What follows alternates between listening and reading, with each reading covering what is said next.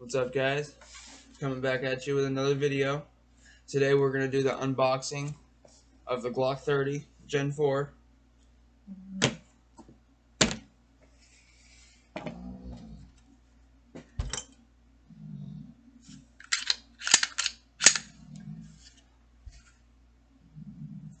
I've already shot this gun, I'd want to say probably like 150 times.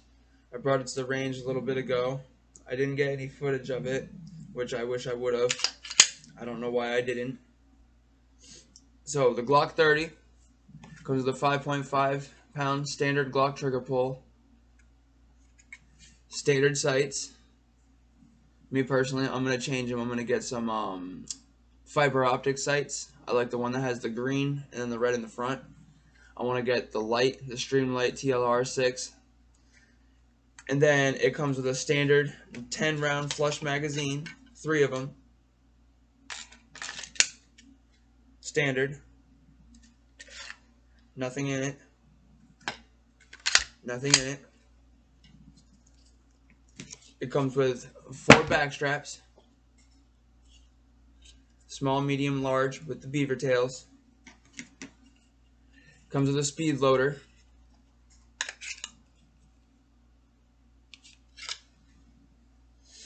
And me personally, with my experience with this gun, it is very accurate. It's really good control and stuff. I think even though it's a small subcompact and stuff like that, it makes it very easy to control. It feels like literally like I'm shooting a 9mm. It's just more bulky compared to the Glock 19.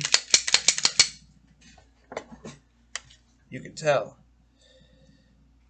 Slightly longer and slightly thicker. That's with no magazine in the Glock 19. Now with a magazine, 15 round magazine. Glock 19 is slightly taller. And as you can tell, the Glock 45, the 30, is way more thicker. But like I said, it feels like a 9mm shooting inside your hand. And it feels really good. It feels really comfortable. It's good for deep concealed carry. You can literally conceal this thing and you can't tell that I have it on me. I just recently started getting into 45s because I like the bigger bang. But 9mm is easier to find. It's less expensive. So you can pretty much just buy 1,000 rounds right now for like $400 if you can find it and stuff. And then you can pretty much just get way more range time compared to spending like $600 for bullets for this, for the 45. And then you get like, obviously you can get the same amount of practice, but for more bang for your buck. And that more bang for your buck is going to cost you more money. So, in my personal opinion, they're both extremely reliable. They say the FBI criteria and stuff says the 9mm is good enough to be like a lethal round.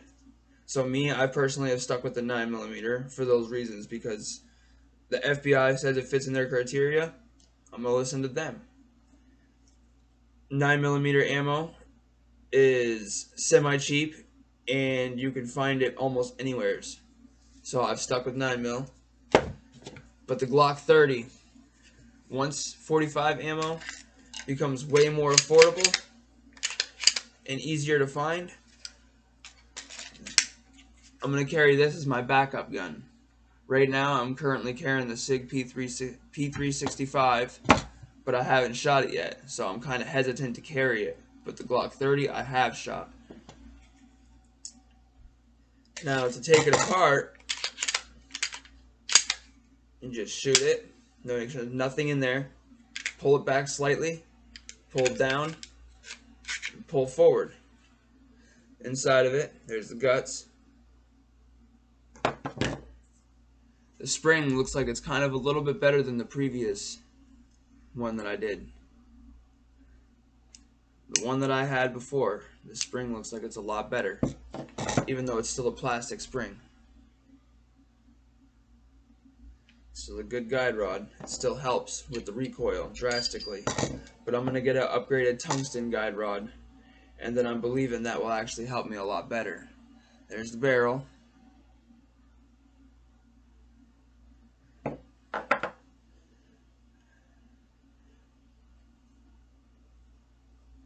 Now to assemble it back together, just drop the barrel right in. Make sure it clicks on there. Put the guide rod, make sure you put the plastic piece first. Inside there. Push down. Make sure the trigger is pulled back. Slide through, be easy with it. You don't want to scratch your slide. Make sure it pulls a couple times. Nothing in it. And there you go. That's the Glock 30 put back together and disassembled, all for you guys. I got the Talon grips on there because it helps with the grip. Makes it you can, like, you know, it doesn't have that much wobble. Yeah, I love this gun. This has got to be one of my favorite 45s that I have. I can do a review of the other 45s that I have. They are literally, like, really fun to shoot. But me personally, I would carry a 9mm before I would carry a 45, only due to the fact because, I mean, it just seems like you get more inside the clip. You get way more accuracy that stabilizes because, yes, it's still a 45, so it's still going to have the kick. And, I mean, if you can control it, then, I mean, hey, it's still a reliable concealed carry weapon. I would highly recommend it. But for me personally, it's just, I have to get more ammo for it. I have to get more comfortable with it because I've only shot it a couple times. So I believe in getting a lot of practice with a gun before you bring it with you. Because if you don't get a lot of practice and you bring the gun with you, you're not really going to be, like, right on top of your game. You got to make sure that everything is in.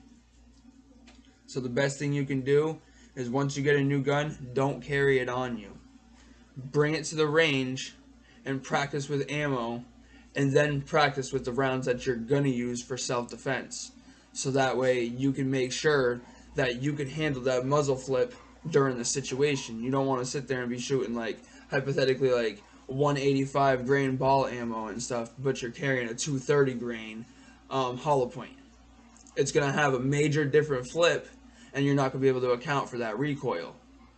You have to make sure that everything is on track, and you have to make sure that pretty much everything is just good. Like, you have to make sure that you're on top of your game, because if you're not on top of your game and stuff, when shit goes down, I mean, you pretty much set yourself up for failure.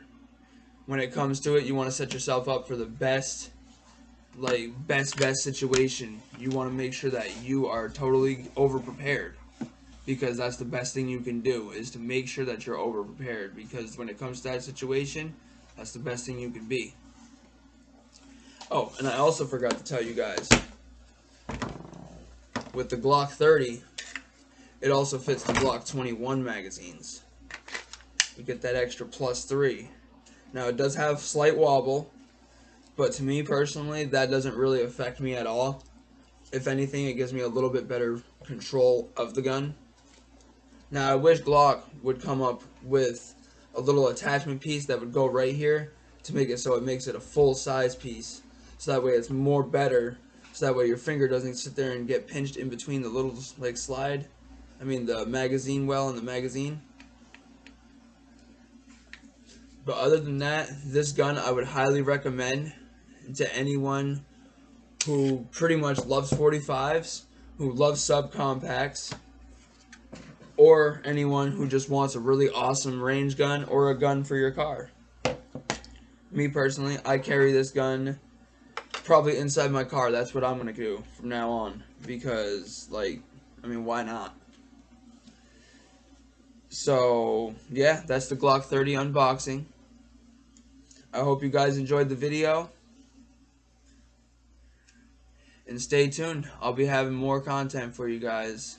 I just barely ordered a new camera, so hopefully the quality will be a lot better with that. I'm going to check that quality out before I actually upload videos with it. And if the quality's better on that and stuff, then you guys will see better videos. I'm gonna order a bunch of bullets and stuff like that offline and stuff like that, so that way I can go to the range and pop out some more content for you guys.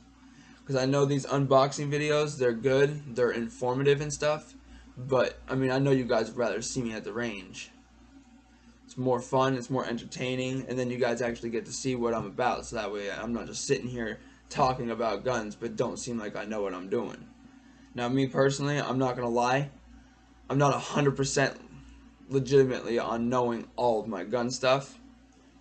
I do my research. Whenever I get a gun, I do my research for hours. And I just make sure that I get to know it, so that way I don't miss out on any aspect of my gun. Like taking apart, cleaning. It's always a good thing because it like makes your gun last way longer.